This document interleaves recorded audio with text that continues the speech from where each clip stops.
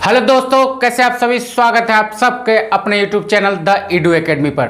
दोस्तों आज जो हम बात करने वाले हैं, आज का जो हमारा क्लास है वो सेकंड क्लास यानी दूसरा क्लास होने वाला है। किस चीज़ का? तो हम जनवरी 2024 यानी जनवरी दिसंबर और जनवरी का जो है हम करंट अफेयर का सीरीज लेकर के आए हैं, जिसमें हम कवर करेंगे राष्ट्रीय, अंतर्राष्ट्रीय हो जाए, आर्थिक हो जाए, राजनीतिक हो जाए, विज्ञान से जुड़ी हो, आर्थिक जो भी आती है उन सभी मामलों को देखते हुए यहाँ पर प्रश्न तैयार करके आपके लिए लाता हूँ।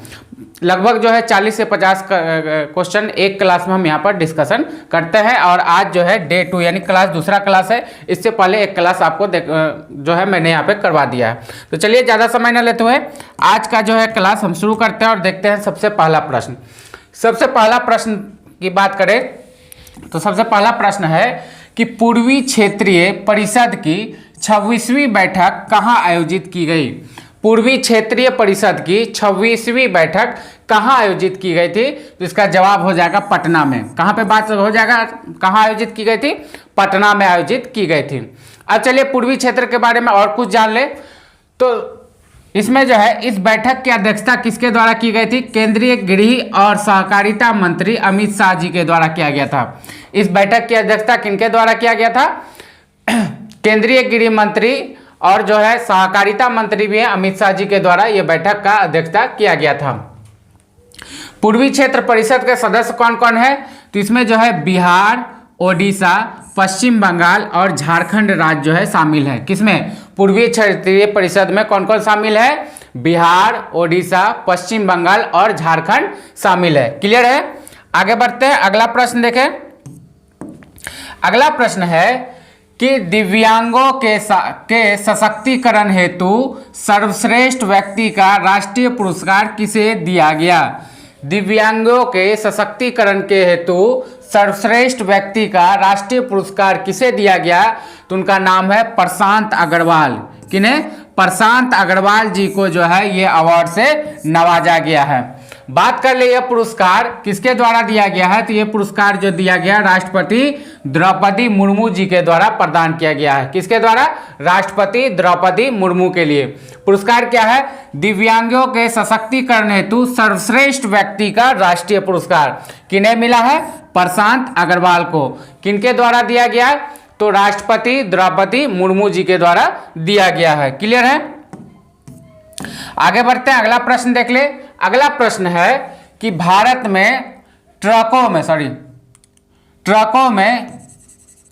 ट्रकों में एसी केबिन कब से अनिवार्य कर दिया गया है? यानी जो भी ट्रक होंगे उसमें एसी केबिन लगाना अनिवार्य कर दिया गया है। और ऐसा कब से किया गया है? 1 अक्टूबर 2025 से।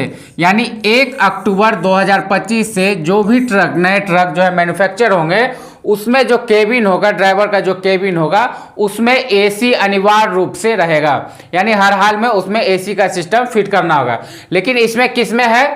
N1 और N2 टाइप का जो श्रेणी का जो वाहन होगा, यानी N1 और N2 टाइप के जो वाहन होगा ये जो है एसी केबिन वाला उसी पर लागू होगा। क्लियर है?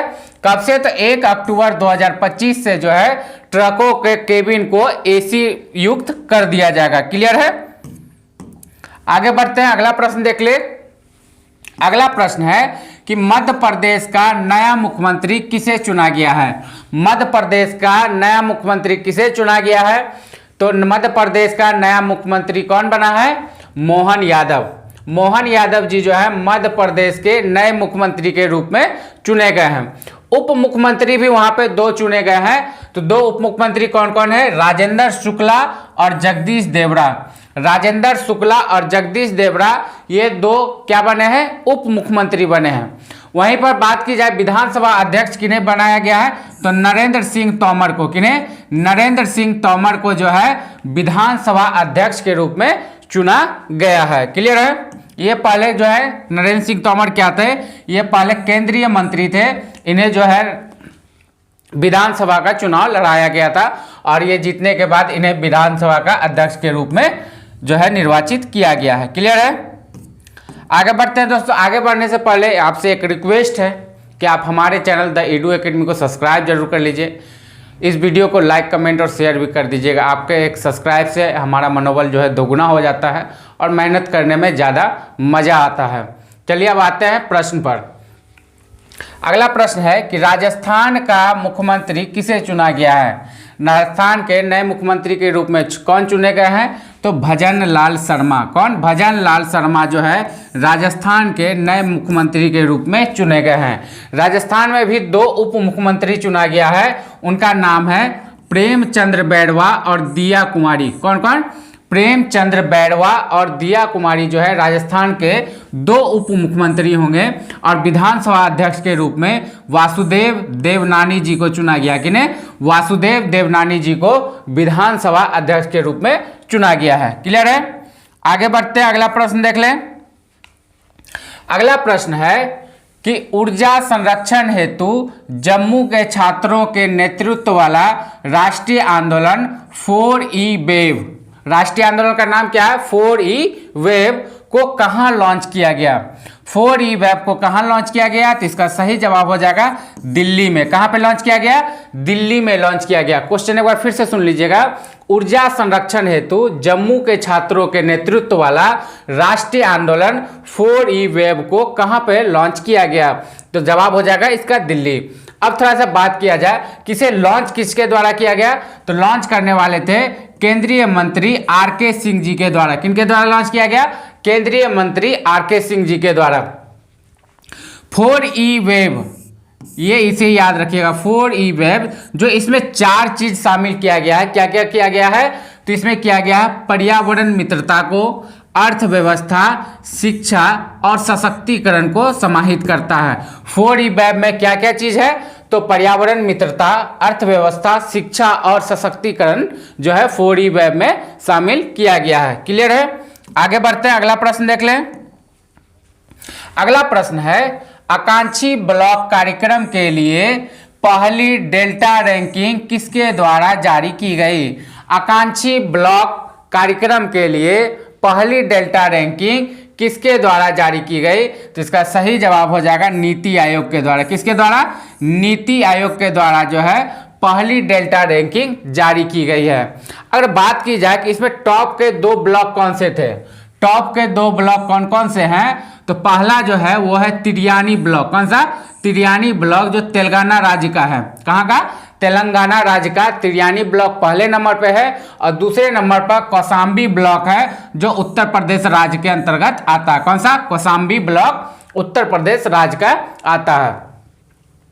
इस कार्यक्रम में 329 जिले और 500 ब्लॉक को शामिल किया गया था। ये जो डेल्टा रैंकिंग प्रक्रिया है इसमें देश के 329 जिले और उसी का 500 ब्लॉक को शामिल किया गया था। उसी के द्वारा जो है रैंकिंग तैयार किया गया। क्लियर है।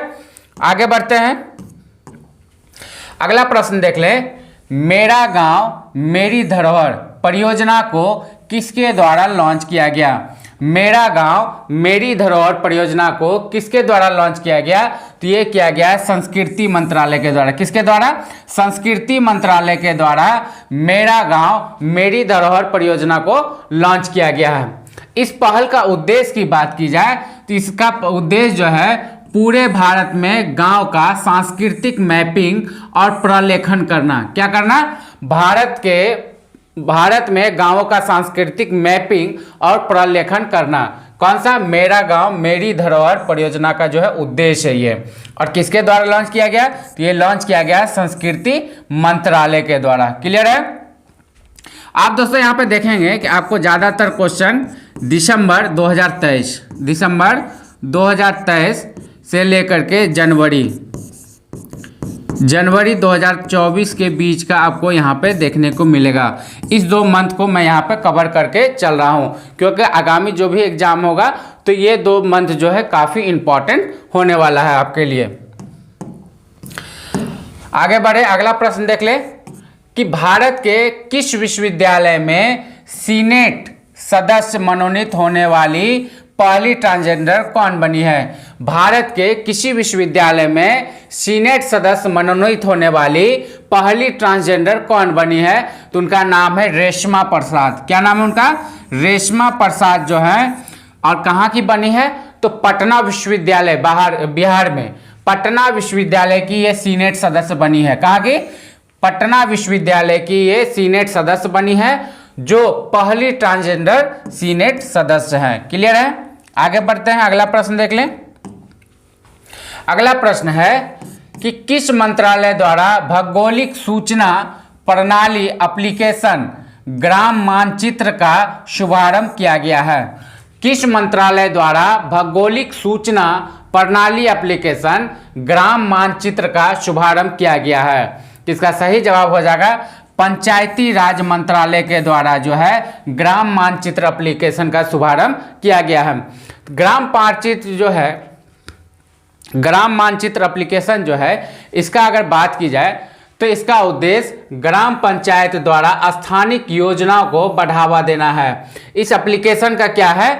ग्राम पंचायत द्वारा स्थानिक योजनाओं को जो है बढ़ावा देने के लिए इस एप्लीकेशन को तैयार किया गया है। और किसके द्वारा तैयार किया गया है? तो पंचायती राज मंत्रालय के द्वारा तैयार किया गया। क्लियर है? आगे बढ़ते हैं, अगला प्रश्न देख ले। अगला प्रश्न है कि दुनिया के पहले पोर्टेबल अस्पताल का अनावरण कहाँ किया गया है? दुनिया का पहले पोर्टेबल अस्पताल का उद्घाटन कहाँ किया गया है? तो इसका सही जवाब हो जाएगा गुरुग्राम हरियाणा में। कहाँ पे? गुरुग्राम हरियाणा में दुनिया के पहले पोर्टेबल अस्पताल का जो है क्या किया गया है? अनावरण किया गया है या उद्घाटन किया गया है। यह अस्पताल किस परियोजना के द्वारा? भीष्म परियोजना के तहत इसका निर्माण किया गया है। इस अस्पताल का जो है निर्माण भीष्म परियोजना के अंतर्गत क्या किया गया है? निर्माण किया गया है। इस अस्पताल में एक साथ कम से कम 200 रोगियों का उपचार किया जा सकता है। इस अस्पताल में कम से कम 200 रोगियों का जो है क्या किया जा सकता है? उपचार किया जा सकता है। क्लियर है? आगे बढ़ते हैं, अगला प्रश्न देख लेते हैं। अगला प्रश्न है 5वें वैश्विक आयुर्वेद महोत्सव 2023 का आयोजन कहाँ किया गया? 5वें वैश्विक आयुर्वेद महोत्सव 2023 का आयोजन कहाँ किया गया है? जिसका सही जवाब हो जाएगा तिरुवनंतपुरम केरल में। कहाँ पे?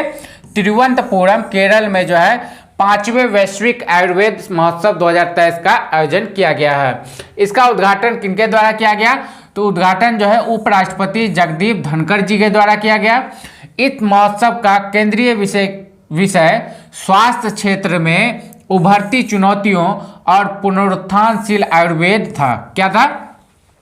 इसका जो विषय था, इसका क्या विषय था? स्वास्थ्य क्षेत्र में उभरती चुनौतियों और पुनरुत्थानशील आयुर्वेद था। तो 5वें वैश्विक आयुर्वेद महोत्सव का आयोजन आप समझ गए कहां पे हुआ? तिरुवनंतपुरम केरल में किया गया है। क्लियर? आगे बढ़ते हैं, अगला प्रश्न देख लें।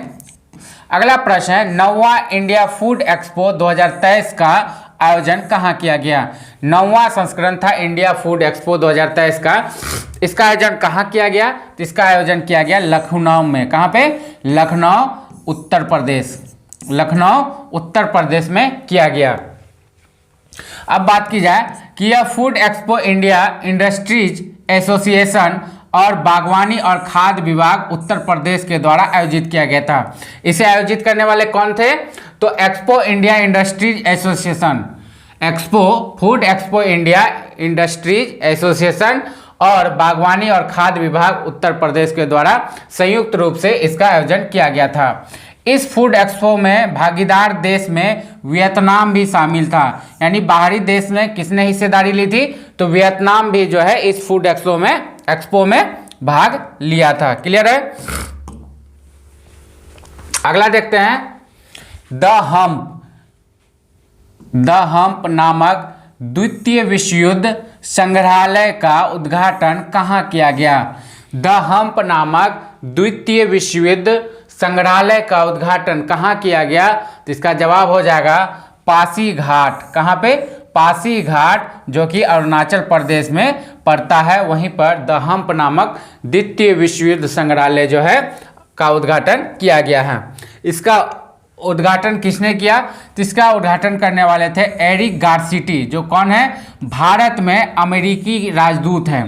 एरिक गारसिटी कौन है? भारत में अमेरिकी राजदूत। और पेमा खांडू जो अरुणाचल प्रदेश के मुख्यमंत्री हैं, इन दोनों के द्वारा किया गया। क्लियर है? आगे बढ़ते हैं। अगला प्रश्न देख लें, किस राज्य ने अमा बैंक योजना प्रारंभ किया है? किस राज्य ने अमा बैंक परियोजना का प्रारंभ किया है? तो इसका सही जवाब हो जाएगा ओडिशा। किसके द्वारा? ओडिशा के द्वारा जो है अमा बैंक योजना का प्रारंभ किया गया है। इसका उद्देश्य क्या है इस योजना का? राज्य की बैंक रहित सभी ग्राम पंचायतों में बैंकिंग सेवाएं प्रदान करना, यानी राज्य में वैसे क्षेत्र जहां पर बैंक की सुविधा उपलब्ध नहीं है उन सभी क्षेत्रों में जो है बैंकिंग सेवा उपलब्ध कराना। किन योजना से? अमा बैंक नाम का ये योजना प्रारंभ किया गया है उड़ीसा गवर्नमेंट के द्वारा।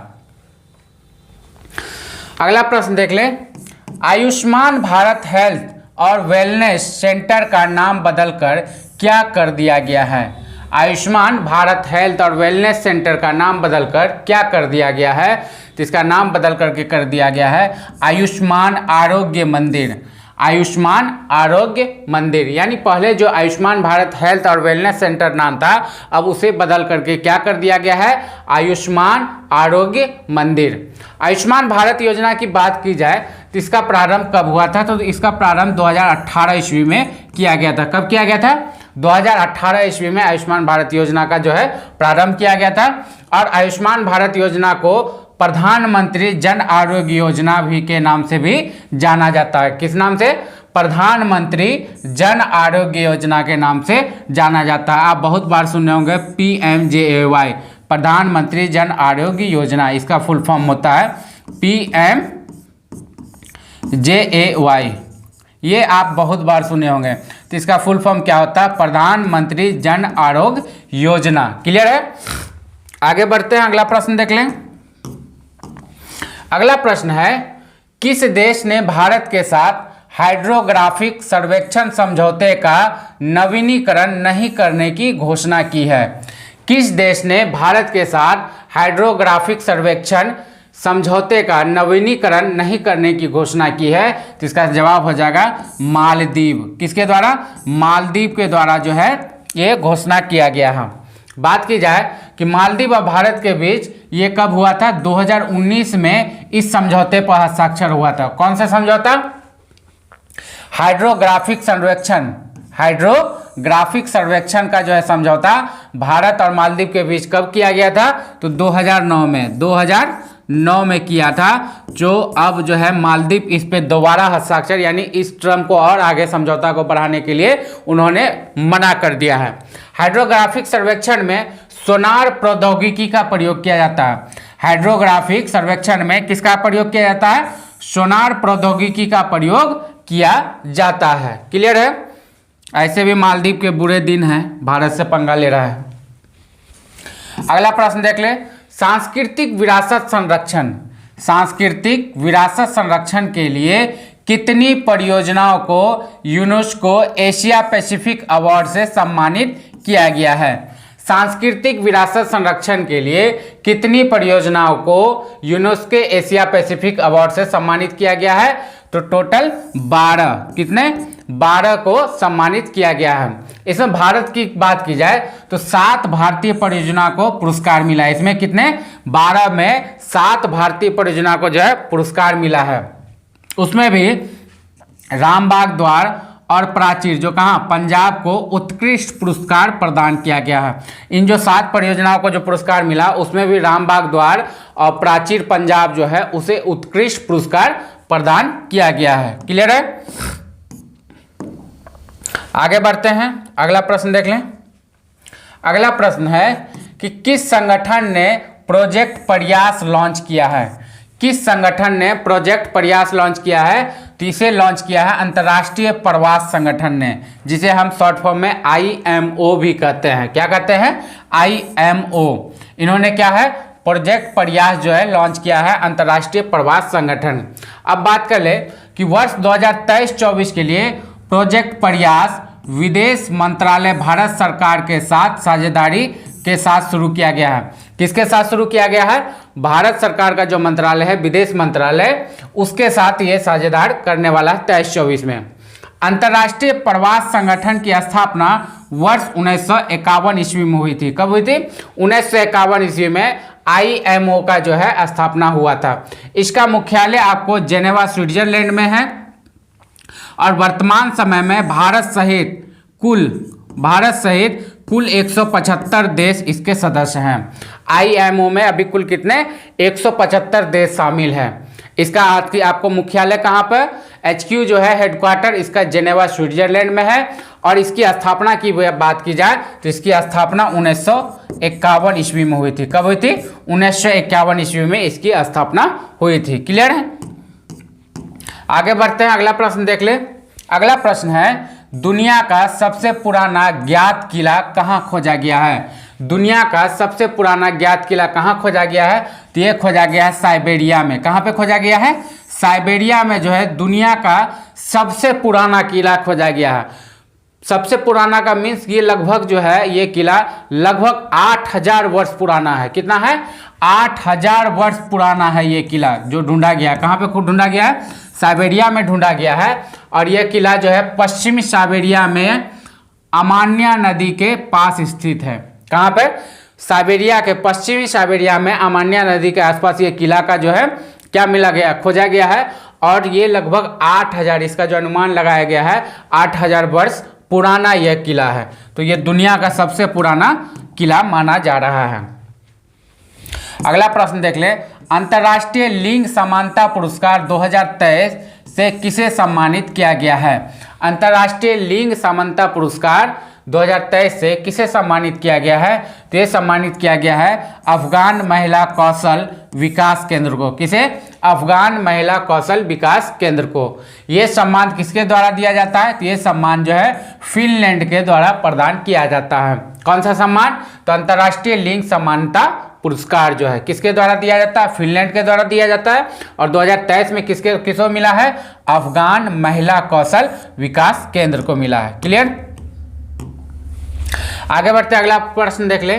दिसंबर 2023 में किस देश में मंकी पॉक्स की महामारी पर चेतावनी जारी की गई है?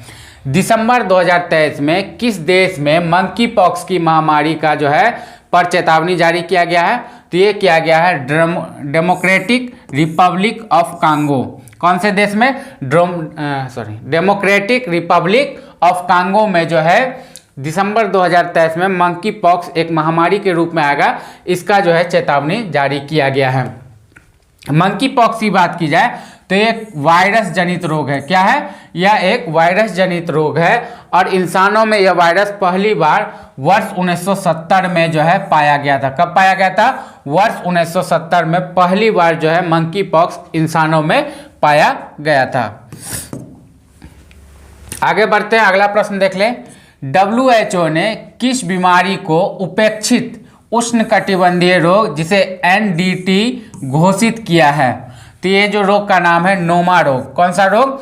नोमा रोग को उपेक्षित उष्णकटिबंधीय रोग के रूप में जो है घोषित किया है। किसने घोषित किया है? WHO ने, वर्ल्ड हेल्थ ऑर्गेनाइजेशन। अब बात कर ले इसके बारे में, इस रोग के बारे में। तो ये जो रोग है किसे प्रभावित करता है? तो मुंह और चेहरे की यह गंभीर बीमारी ज़्यादातर उप सहारा अफ्रीका, एशिया और एशिया प्रशांत अमेरिका, मध्य पूर्व और यूरोप में पाई जाने वाली यह मुख्यतः बीमारी है। कौन सा? नोमा रोग। आगे बढ़ते हैं, अगला प्रश्न देख लें। अपशिष्ट प्रबंधन और स्वच्छता में सुधार हेतु भारत को कितने मिलियन डॉलर के ऋण को मंजूरी दी गई है? अपशिष्ट प्रबंधन यानी कचरा प्रबंधन और स्वच्छता में सुधार हेतु भारत को कितने मिलियन डॉलर के ऋण को मंजूरी दी गई है? तो कितना मिलियन डॉलर देगा? 200 मिलियन डॉलर। 200 मिलियन डॉलर का जो है ऋण यानी कर्ज जो है भारत को देगा। कौन देगा? तो ये देगा एशियाई विकास बैंक, जिसे ADB के नाम से हम लोग जानते हैं। क्लियर है? ADB देगा 200 मिलियन डॉलर। अगला प्रश्न देख लेते हैं। वर्ष 2023 में 100 मिलियन यात्रियों को यात्रा करने वाली पहली भारतीय एयरलाइन कौन बनी? वर्ष 2023 में 100 मिलियन यात्रियों को यात्रा कराने वाली पहली भारतीय एयरलाइन कौन बनी है? तो ये बनी है इंडिगो एयरलाइन। इंडिगो एयरलाइन जो है वर्ष 2023 में 100 मिलियन यात्रियों को यात्रा कराने वाली पहली जो है फ्लाइट बनी है, पहली कंपनी बनी है। इंडिगो एयरलाइन की बात कर ले तो इसकी शुरुआत कब हुई थी? 2006 ईस्वी में। कब हुई थी? 2006 ईस्वी में इंडिगो एयरलाइन की शुरुआत हुई थी। इंडिगो एयरलाइन की शुरुआत राहुल भाटिया और राकेश गंगवाल के द्वारा किया गया था। फाउंडर कौन थे इनके इंडिगो एयरलाइन के? तो राहुल भाटिया और राकेश गंगवाल। वर्ष 2023 में एक दिन में 2000 से अधिक उड़ान संचालित करने वाली पहली भारतीय एयरलाइन कौन है? इंडिगो है। एक दिन में 2000 उड़ान पूरी करने वाली, ये काफी बड़ा अचीवमेंट माना जाएगा। अगला प्रश्न देख लेते हैं। अगला प्रश्न है, वर्ष 2023-24 के लिए फिक्की का अध्यक्ष किसे नियुक्त किया गया है? तो 23-24 के लिए फिक्की का अध्यक्ष किन्हें चुना गया है? तो उनका नाम है अनीश शाह। क्या नाम है? अमित शाह नहीं, अनीश शाह। अमित शाह, अनीश शाह, याद रखिएगा। फिक्की के नए अध्यक्ष अनीश शाह हैं। अगर इसी के वर्ष 2023-24 के लिए senior vice president Harshvardhan Agarwal को नियुक्त किया गया है। तो अध्यक्ष कौन बने हैं? अनीश शाह। और वाइस प्रेसिडेंट कहा जाए यानी उपाध्यक्ष कौन बने हैं? हर्षवर्धन अग्रवाल बने हैं। क्लियर है? अगला प्रश्न देख ले कि राज्यसभा में दी जानकारी के अनुसार कृषि उड़ान परियोजना के अंतर्गत कितने हवाई अड्डे शामिल हैं? राज्यसभा में दी जानकारी के अनुसार कृषि उड़ान योजना के अंतर्गत कितने हवाई अड्डे शामिल हैं? जिसका सही जवाब हो जाएगा 58। 58 हवाई अड्डे जो हैं शामिल हैं। कृषि उड़ान योजना जो है कब प्रारंभ की गई थी? तो ये प्रारंभ किया गया था अगस्त 2020 में। कब? अगस्त 2020 में जो है कृषि उड़ान योजना को जो है प्रारंभ किया गया था। अगला प्रश्न देख लें, किस बैंक के द्वारा नारी शक्ति बचत खाता लॉन्च किया गया है? किस बैंक द्वारा नारी शक्ति बचत खाता लॉन्च किया गया है? तो ये किया गया है बंधन बैंक के द्वारा। किसके द्वारा? बंधन बैंक के द्वारा जो है ये लॉन्च किया गया है। अब बात कर ले, यह बचत खाता किसके लिए है? जो स्वतंत्र आय स्रोत वाली 18 वर्ष और उससे अधिक आयु की महिलाओं के लिए लॉन्च किया गया है। इस बचत खाते में 1 करोड़ रुपया तक का व्यक्तिगत दुर्घटना बीमा भी शामिल किया जाएगा, यानी कवर किया जाएगा। क्लियर है? आगे बढ़ते हैं, अगला प्रश्न देख ले। अगला प्रश्न है, विश्व निवेश सम्मेलन 2023 का आयोजन कहाँ किया गया?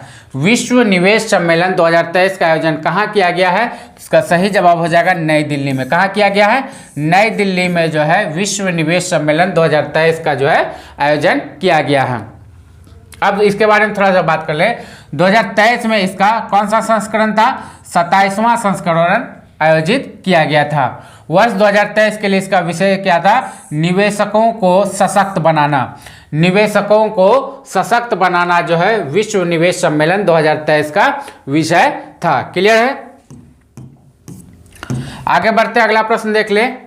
आरबीआई ने अस्पतालों और शैक्षणिक संस्थानों में यूपीआई से भुगतान की सीमा को बढ़ाकर कितना कर दिया है? यानी आरबीआई ने यूपीआई के द्वारा जो है अस्पताल या फिर किसी शिक्षण संस्थान में जो ट्रांसफर मनी ट्रांसफर का है उसका सीमा कितना कर दिया गया है? बढ़ाकर 5 लाख कर दिया गया है। कितना कर दिया है? 5 लाख कर दिया गया है। अगर इससे पहले की बात की जाए तो इससे पहले यह सीमा कितना था?